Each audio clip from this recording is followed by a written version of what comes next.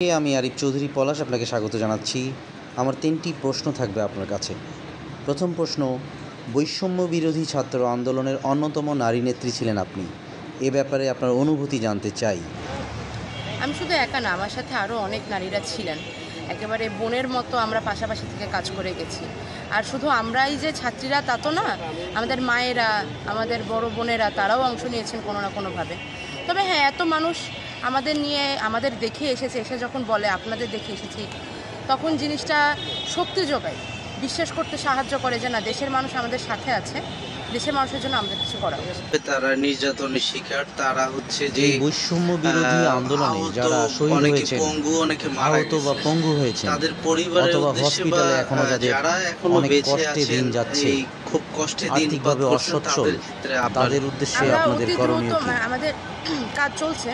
আহত নিহত বীর সেনানীদের পরিবারের সঙ্গে যোগাযোগ করছি, আমরা লিস্ট করে ফেলছি। আমরা আমাদের পক্ষ থেকে যা করা সম্ভব তাই করব। কিন্তু কথা হচ্ছে, যারা তাদের রক্তের মানুষ হারিয়েছে, তাদের দুঃখের সাথে আসলে আমরা যাই বলি না কেন সেটা কম হয়ে যাবে।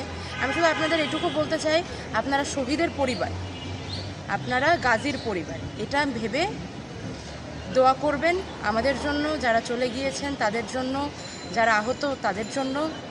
যুদ্ধ বিধ্বস্ত দেশ তো এমনই হয়।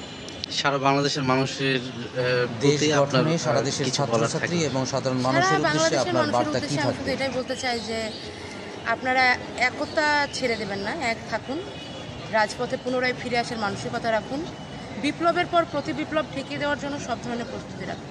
স্বাধীনতা অর্জন হয়েছে, আমরাই রক্ষা করব। ধন্যবাদ আপনাকে।